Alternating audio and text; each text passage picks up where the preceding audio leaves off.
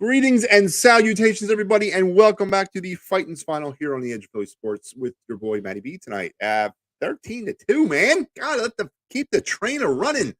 The Phillies, what can I say? 13-2 winners. There's magic in the air. The team is surging at the very, very, very right time of the season, and tonight was no exception as they welcomed in their arch rival, the Minnesota Twins. That's right. The the Phillies and Twins who do not have much of a history together. The Phillies entered tonight 10-11 all time against the Minnesota Twins. Well, now we can go. We can scratch that off the list and call it a 511-11 after tonight's 13-2 dismantling of the Twins at Citizen Bank Park. The Phillies now have moved their winning streak now to 3. They're also have moved themselves to a season best 13 games of over 500, 65 and 52. And let's get into the scoring of this one because there was a lot of it to talk about. And let's get into it. So the scoring would start in the second inning. Actually, the Twins would get things going as Christopher Sanchez, who got the start for the Phillies tonight, lasted 6 innings. I don't know. I'm going to give it a kind of a C in terms of a starting pitching performance by Sanchez. You got to take into context now that his new role as the 6th starter. You won 6 innings. That's what you're looking for here. So he gave you 6 innings. But it did not get off to a real good start as the Twins would jump all over him in the second inning. Polanco and Kepler would go back to back for the Twins in the top of the second, making it 2-0. But to Christopher Sanchez and the rest of the Phillies pitching staff, they got their act together in a big way because that would be it. The Twins would not score any more runs, and after that, it was all Phillies. And the Phillies would get right back at it in the bottom of the second. Stott would double in Castellanos, who had started the inning off with a double. So the Phillies answered the back-to-back home runs with back-to-back doubles, making it 2-1. Then JT Realmuto would knock in Stott to make it 2-2. Johan Rojas would knock it with fielder's choice in Realmuto, 3-2 Phillies. Schwarber would single in Sosa to make it 4-2. Bohm a sac fly to make it 5-2.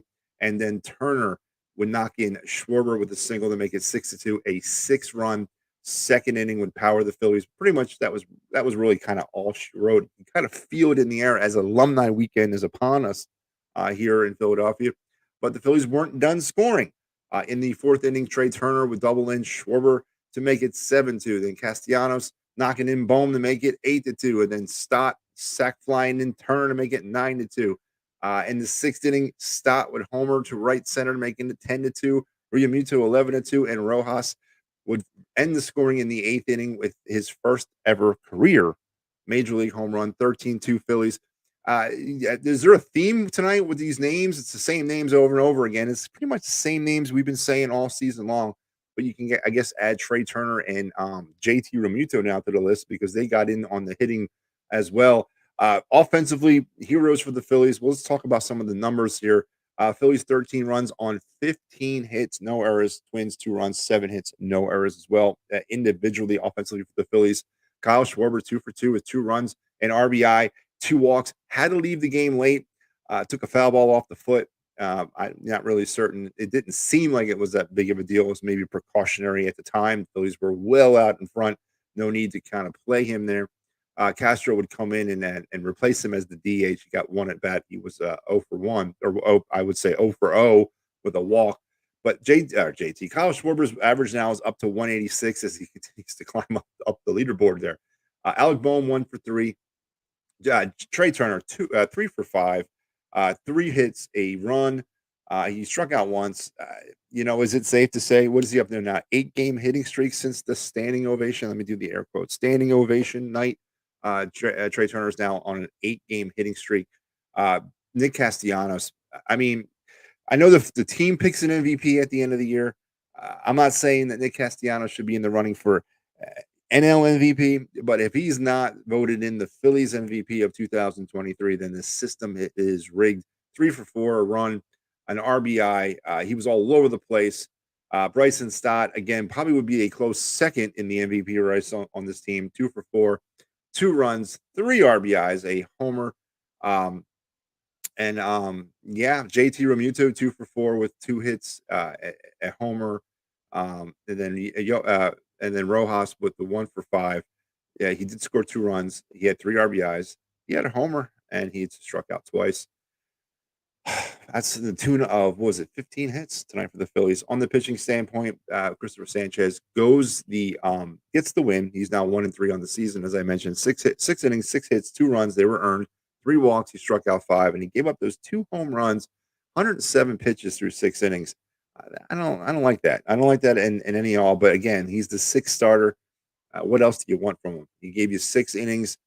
All he did was get touched for those home runs. You don't want to see those home runs, but you have to be positive about what the situation with the starting rotation is. If you're going to go 6 innings and only give up 2 runs, I guess I can live with that.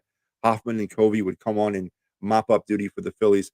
Dallas Keuchel for the for the Twins. Remember this guy, the 2015 AL Cy Young Award winner. I didn't even know he was pitching for the Minnesota Twins. I mean, last week it was Zach Greinke is still hanging around the league, and now it's Canu. I mean, good night. Who's next, man? Who is next out there? Is Greg Maddox still pitching somewhere that I'm not aware of? But he lasted an inning and a half, 6 hits, 6 runs. They were all earned, 2 walks, 49 pitches in those inning and a half. That's kind of what's going to lead you to getting the boot there. But there you have it, Phillies, the winners tonight, 13-2 in rousing fashion over the Minnesota Twins, as this 10-game homestand now hits the stretch run. Alumni weekend in Philadelphia. The Phillies are honoring the 83 and 93 teams, and they're also, inducting Ron Reed, Rully Carpenter, and I think John Quinn is getting inducted as well. No Scott Rowland, of course. He's got something else to do, so he's not going to be available for the induction into the Phillies Wall of Fame. But you know what? Alumni weekend's always fun. We all remember last year's alumni weekend with Pete Rose and all that. So hopefully they can follow that up with something even better this year. But 13-2, the Phillies with the win. Let's take a look around now, Major League Baseball on this Friday night. Games that are in progress currently: the Padres over the Diamondbacks 7-2. They are in the seventh. In the sixth, it is 8-1 Mariners over the Orioles. In the end of the fifth, 2-1 Dodgers over the Rockies. End of the seventh, Rangers up over the Giants 2-0. Games that have gone final: Rays 9-8. Rays 9-8 over the Guardians. Yankees 9-4 over the Marlins. Nationals 8-2 over the A's. The Reds 9-2 over the Pirates. The Cubs over the Blue Jays 6-2. The Braves over the hapless New York Mets 7-0. And the Red Sox over the Tigers 5-2. 11-3 Astros over the Angels. Brewers 7-6 over the White Sox, and the Royals 12-8 winners over the St. Louis Cardinals in the Battle of Missouri out there in Kansas City. Here on of course, the local front, tomorrow the Phillies and the Minnesota Twins will go back at it. 6:05 tomorrow at the bank. Pablo Lopez against Taijuan Walker down there as alumni weekend continues on. And hopefully the Phillies can keep this with their winning ways about them, as I mentioned, surging at the right time. And just how much are they surging? Well, let's take a look at the standings, and I'll tell you exactly how they are surging. In the wild card, which I guess is the sexy race that we're all looking at, the Phillies are now a full 2 games ahead of the San Francisco Giants for that #1 spot. They are being chased by the Giants, the Cubs, and the Reds. Marlins is just a half a game. The Diamondbacks 2.5 off that pace, and the San Diego Padres, I guess they're kind of fading down the stretch a little bit. 4.5 games back. Mets are almost on life support, or they are on life support. Almost can pronounce them dead, as they are now 7.5 games out of the wild card. As far as that divisional race, I mentioned this on the show the other night. I have not given up hope on a potential NL East run here. 9.5 now. The Phillies are behind the Braves, as they are firmly entrenched in second place in the NL East. The Marlins are 14.5 behind the Braves, and then, of course, rounding out with the Mets and the Nationals. So don't give up hope on that National League East. Is still out there. It's still out there. We got a couple / bunch of games remaining with the Braves. We have an opportunity to maybe make some noise, but we got to first take care of the business that we're taking care of right now. And these are the games against the Royals and the Twins and the Nationals out there. We got to continue to win these games. And right now, they are surging, as I mentioned, at the very, very right time of the season as we get ready to turn the page into September, when it really matters. But you got to be excited about what's happening with the Phillies. They're hitting. The hitting is all just just boom, turned around 17 home runs since Sunday. The Phillies have hit 17 home runs in less than a week. That's like numbers from last season. The Phillies have not hit the ball like that all year, but I guess it's okay now because, as I mentioned, we are surging at the right time. Let's take a look at old Matty B's stat sheet because there's a few things that kind of are grabbing my attention these days. Let's go right to my favorite one: the runners in scoring position average. Phillies after tonight, they were 6 for 11, one of the better nights of their season with runners in scoring position. They are now 253 for 960 on the year. That's a healthy 263 batting average. I've said this all season. If you're not batting 270, then you're not really quite a major league team. And the Phillies are approaching that 270 mark now. 263 batting average with runners in scoring position thus far this season. 137 home runs now on the year for the Phillies, with the three they hit tonight. Over the last 3 games, the Phillies have hit 9 home runs. That's right, count them, 9, as they continue this magical home run hitting ways. 137 now on the season. The other stat that kind of grabbed me up a little bit was the walks. The other night against the Nationals pitching issued out 9 walks to the Philadelphia Phillies in the final game of that series. Tonight, the Phillies worked 6 walks against the Minnesota Twins. Have the Phillies started to become more disciplined at the plate? Say it ain't so. Are they starting to actually be selective with their pitches? Because 15 walks over the last 2 games is just amazing for me to see. The Phillies are now averaging a little over 3 walks a game, and that's really healthy. That's a healthy average in Major League Baseball. If you're getting 3 walks a game, as I mentioned, though, 15 over the last 2 games. The 15 walks the Phillies have gotten over the last 2 games, 8-3 now on the month of August. And those were some of old Matty B's stat sheets I just wanted to kind of throw out there for you. Remember, here on the Edge of Philly Sports, we're getting ready for the weekend. That doesn't mean it's going to stop here. Tomorrow, you got some Patterson Fanatics, and the Phightins Final will be coming at you after the Phillies game. And then we're going to wrap things up on Sunday with PM and the AM all across all the time. And yes, that's right, more Phightins Final. So make sure you're tuning in, and make sure you're also tuning in the Philly Sports Trips.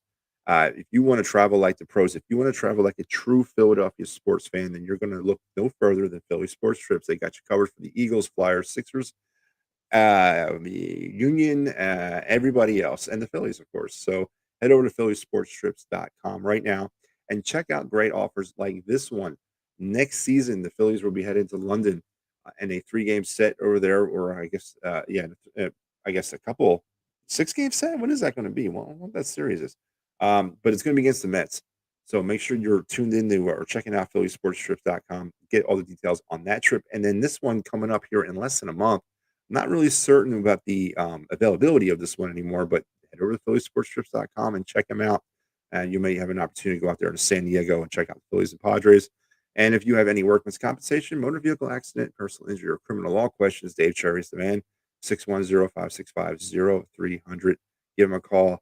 And don't forget, if you're looking for those hard-to-find sports, concert, or theater tickets, www.sherrystickets.com. Family owned and operated since 1946. Has you anywhere you need them. Save an additional 10% with the promo code EOP10. And then last but certainly not least, if you're looking for the finest in Quizzo music and great times with memorabilia giveaways and never knowing who might walk through that front door, then look no further than Dolan's down there at 24 East Sellers Ave in Ridley Park, PA.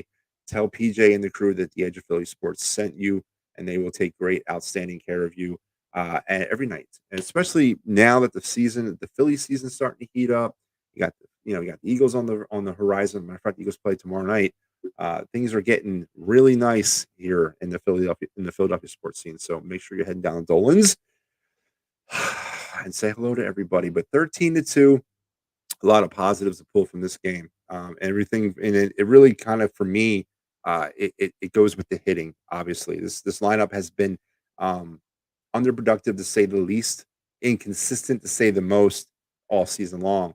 But over the last, I would give them 20, 25 games, things are starting to really be the way they were advertised to be. And then obviously, when you factor in the Trey Turner turnaround, 8-game hitting streak since the standing O, this is what we all were envisioning way back when in March. This is all we were all envisioning when Trey Turner was brought here to round out that lineup.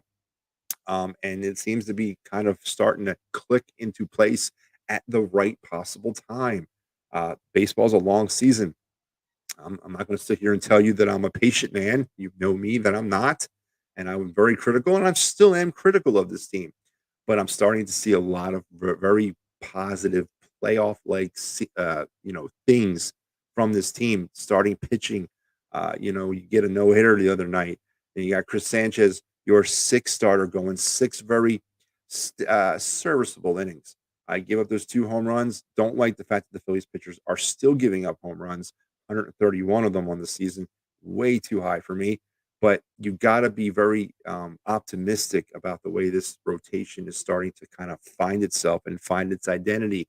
And when you bang out 13 runs, and Rojas, who hit his first home run of the night of his career tonight, to kind of cap it all off. And yes, I know, I understand it was against a position player there at the end, where they went with Luplow to kind of save the bullpen. But you know what? He still hit a home run, and it's still great to see that, because you're looking at potentially the center fielder of the future there. Just all signs are pointing upwards for this team, and they're handling their business, and they're knocking down the targets that are in front of them. They're doing what we've been wanting them to do all season. It's only taken 4 months. It is 4 months, but 13-2 winners tonight over the Minnesota Twins. Tomorrow, 6:05 at the bank. Alumni weekend rolls on. Ty Walker will get the nod for the Phillies. And again, he'll be opposed by, I just said it, bring it back up. He'll be opposed by Pablo Lopez. So hopefully you're getting an opportunity to get down to the bank tomorrow, check out some good Phillies alumni weekend, and also some great Phillies baseball. Folks, that's going to wrap me up tonight. Make sure you're tuned back in tomorrow night and every night after every Phillies game here on the Edge of Philly Sports for the Phightins final. But before I go, Harry the K, you know what I need. He has